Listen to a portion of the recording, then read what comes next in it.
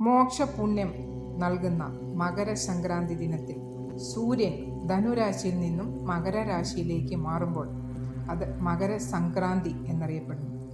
ഈ ദിവസത്തിൻ്റെ ആരംഭം മുതൽ സൂര്യൻ ഉത്തരായനമായി മാറുന്നു, അല്ലെങ്കിൽ വടക്കൻ പാതയിൽ അസ്തമിക്കുന്നു.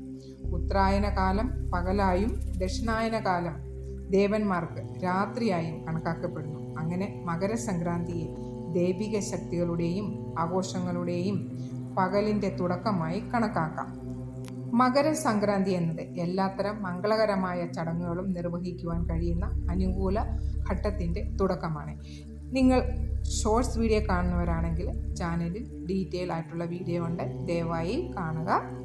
ഈ വീഡിയോയിൽ ലാസ്റ്റ് ഞാൻ സംക്രാന്തി സമയം, പുണ്യകാലം ആൻഡ് മഹാപുണ്യകാലം, ഈ സമയമെല്ലാം ഞാൻ കറക്റ്റായിട്ട് പറയുന്നുണ്ട്. അപ്പോൾ വീഡിയോ സ്കിപ്പ് ചെയ്യാതെ ലാസ്റ്റ് വരെ കാണാൻ ശ്രമിക്കണം. ഹിന്ദു മതത്തിൽ മകരസംക്രാന്തി ഉത്സവത്തിന് പ്രത്യേക പ്രാധാന്യമുണ്ട്. ഉത്തരേന്ത്യയിൽ ഉൾപ്പെടെയുള്ള പല സംസ്ഥാനങ്ങളിലും ഇത് വളരെ ഗംഭീരമായി ആഘോഷിക്കുന്നു. ഈ ദിവസം ആളുകൾ പൊങ്കൽ വഴിപാടായി നടത്തുന്നു. പുണ്യനദികളിൽ കുളിക്കുന്നതോടൊപ്പം ദാനധർമ്മങ്ങൾ ചെയ്യുന്ന പാരമ്പര്യവും ഈ ഉത്സവത്തിന് ഉണ്ട്. എല്ലാ വർഷവും ജനുവരി 14 ഈ ഉത്സവം ആഘോഷിക്കുന്നത്. എന്നാൽ ഗ്രഹങ്ങളുടെ മാറ്റവും ഉദയതീയതിയും അനുസരിച്ച് ഈ വർഷം ജനുവരി 15 മകരസംക്രാന്തി വരുന്നത്. മകരസംക്രാന്തി നാളിലെ ആചാരങ്ങൾ എന്തൊക്കെയാണെന്ന് നോക്കാം. മകരസംക്രാന്തി നാളിൽ പുണ്യനദികളിൽ സ്നാനം ചെയ്തതിന് ശേഷം സൂര്യനെ അർഘ്യം അർപ്പിക്കുന്ന ഒരു ആചാരമുണ്ട്. അർഘ്യം എന്ന് പറഞ്ഞു കഴിഞ്ഞാൽ വെള്ളം. മകരസംക്രാന്തി ദിനത്തിൽ രാവിലെ 7:15 മുതൽ ഉച്ചയ്ക്ക് 12:30 വരെയായിരിക്കും ശുഭമുഹൂർത്തം. ഈ മുഹൂർത്തത്തിൽ ദാനധർമ്മങ്ങൾ ചെയ്യുന്നത് വളരെ ശ്രേഷ്ഠമായി കണക്കാക്കപ്പെടുന്നു. ഈ ദിവസം കുളിച്ചതിന് ശേഷം ദാനം ചെയ്താൽ അത് നിങ്ങൾക്ക് പല മടങ്ങ് ഫലം നൽകുമെന്ന് വിശ്വസിക്കപ്പെടുന്നു. ഈ ദിവസം കുളിക്കുമ്പോൾ ഗംഗാജലത്തിൽ എള്ള് കലർത്തി കുളിക്കുന്നത് വളരെ പുണ്യപ്രദമാണ്. ഇതിലൂടെ ജാതകത്തിലുള്ള ഗ്രഹദോഷങ്ങളും അവസാനിക്കുമെന്ന് വിശ്വസിക്കപ്പെടുന്നു. മകരസംക്രാന്തി ദിവസം എള്ള്, ശർക്കര എന്നിവ കൊണ്ട് നിർമ്മിച്ച മധുരപലഹാരങ്ങൾ വളരെ നല്ലതായി കരുതപ്പെടുന്നു. അത് വീട്ടിൽ ഉണ്ടാക്കി നിങ്ങൾക്ക് കൈമാറുന്നതും അത് ദാനമായി നൽകുന്നതും വളരെ നല്ലതായിരിക്കും. പിന്നെ അന്നത്തെ ദിവസം പുണ്യനദികളിൽ കുളിച്ച് ദാനധർമ്മങ്ങൾ ചെയ്യുകയും ദൈവനാമം ജപിക്കുകയും ചെയ്യുന്നത് വളരെ നല്ലതാണ്.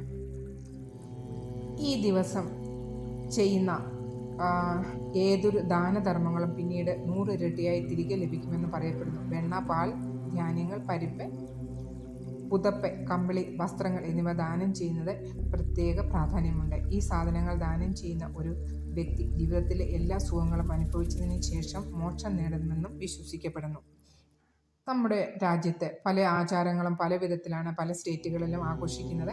ദക്ഷിണേന്ത്യയിൽ അത് പൊങ്കൽ രൂപേണം, അത് കർണാടകത്തിലും പിന്നെ തമിഴ്നാട്ടിലും ഒക്കെ പൊങ്കലായിട്ടാണ് അവർ ആഘോഷിക്കുന്നത്. നമ്മുടെ കേരളത്തിൽ അത് മകരവിളക്ക് ഉത്സവമായി ആഘോഷിക്കുന്നു. കേരളത്തിൽ മകരസംക്രാന്തി എന്നത് അയ്യപ്പനുമായി ബന്ധപ്പെട്ട ഐതിഹ്യമാണ്. ശബരിമലയിൽ മകരവിളക്ക് ഉത്സവം നടക്കുന്നത് ഈ ദിവസമാണ്. ഈ ദിവസം ആകാശത്തെ മകരജ്യോതി പ്രത്യക്ഷപ്പെടുന്നു. ഈ സ്വർഗദീപത്തിൻ്റെ രൂപത്തിൽ അയ്യപ്പസ്വാമി തൻ്റെ സാന്നിധ്യം കാണിക്കുകയും ഭക്തരെ അനുഗ്രഹിക്കുകയും ചെയ്യുമെന്നാണ് വിശ്വാസം. പിന്നെ മകരസംക്രാന്തി ദിനത്തിൽ ചെയ്യേണ്ട കാര്യങ്ങളും ചെയ്യേണ്ടാത്ത കാര്യങ്ങളും എന്തൊക്കെയെന്ന് പെട്ടെന്ന് പറയാം. അപ്പോൾ ചെയ്യേണ്ട കാര്യങ്ങൾ എന്തൊക്കെയെന്ന് നോക്കാം. ചെയ്യേണ്ട കാര്യങ്ങൾ ഏതൊക്കെയെന്ന് നോക്കാം. സൂര്യഭഗവാനെ ആരാധിക്കുന്നതിനായി ഗംഗാനദിയിൽ കുളിച്ച് അർഘ്യം അർപ്പിക്കുക. ഈ പ്രത്യേക ദിനത്തിൽ സൂര്യഭഗവാന്റെയും ഗംഗാദേവിയുടെയും അനുഗ്രഹം തേടണം. ഓക്കെ, ഈ ദിവസം ശിവൻ, വിഷ്ണു, ലക്ഷ്മി ദേവി എന്നിവരെ ആരാധിക്കുക. ആരാധനാമൂർത്തിക്ക് എള്ള, ശർക്കര, തൈര്, കൊയ്തെടുത്ത പുതിയ നെല്ലിൻ്റെ അരി എന്നിവ നൽകി അനുഗ്രഹം തേടുക. സാധ്യമെങ്കിൽ ഈ ദിവസം നിങ്ങളുടെ വീട്ടിലേക്ക് ഒരു പുതിയ ചൂല് വാങ്ങിക്കുക. എള്ളും ശർക്കരയും ചേർത്ത് ലഡ്ഡു ഉണ്ടാക്കി നൽകുന്നത് മകരസംക്രാന്തി ഉത്സവത്തിൻ്റെ ഏറ്റവും പ്രധാനപ്പെട്ട ആചാരങ്ങളിലൊന്നാണ്. മുതിർന്നവരിൽ നിന്നും നിങ്ങളുടെ പൂർവികരിൽ നിന്നും അനുഗ്രഹം തേടുക. ഈ ദിവസം പാവപ്പെട്ടവരെ സഹായിക്കുക. ഇതൊക്കെയാണ് നിങ്ങൾ ചെയ്യേണ്ട കാര്യങ്ങൾ. അപ്പോൾ ചെയ്യേണ്ടാത്ത കാര്യങ്ങൾ എന്തൊക്കെയെന്ന് നോക്കാം. ചെയ്യേണ്ടാത്ത കാര്യങ്ങൾ: മകരസംക്രാന്തിയിൽ കുളി കഴിയാതെ ഒന്നും കഴിക്കുകയോ കുടിക്കുകയോ ചെയ്യരുത്. ഈ ദിവസം മരങ്ങളും ചെടികളും മുറിക്കുന്നത് ഒഴിവാക്കണം. കാരണം ഈ ആഘോഷം പ്രകൃതിയെ സ്നേഹിക്കുകയും ബഹുമാനിക്കുകയും ചെയ്യുന്നത് കൊണ്ടാണ്. നോൺ വെജിറ്റേറിയൻ ഭക്ഷണം ഒഴിവാക്കണം. മദ്യം, പുകയില, മറ്റ് ലഹരി വസ്തുക്കൾ എന്നിവയും ഒഴിവാക്കേണ്ടതാണ്. വെളുത്തുള്ളി, ഉള്ളി, മറ്റ് താമസ ഭക്ഷണങ്ങൾ നിങ്ങൾ ഒഴിവാക്കേണ്ടതാണ്. ഈ ദിവസം ആളുകളോട് മോശമായി പെരുമാറാതിരിക്കാൻ ശ്രദ്ധിക്കുക. യാചകരെയും ബ്രാഹ്മണരെയും ആവശ്യക്കാരെയും ദരിദ്രരെയും സഹായിക്കുന്നത് വളരെ നല്ല കാര്യമാണ്. അപ്പോൾ ഇത്രയുമാണ് ഈ വീഡിയോയിലൂടെ ഞാൻ പങ്കുവയ്ക്കാൻ ആഗ്രഹിച്ചത്. അപ്പോൾ വീഡിയോ ഇഷ്ടമായാൽ നിങ്ങൾ തീർച്ചയായിട്ടും എനിക്ക് സപ്പോർട്ട് ചെയ്യണം. അപ്പോൾ ഹരേ കൃഷ്ണ, സർവകൃഷ്ണ. കമൻ്റ് ഇടാനും മറക്കരുത്.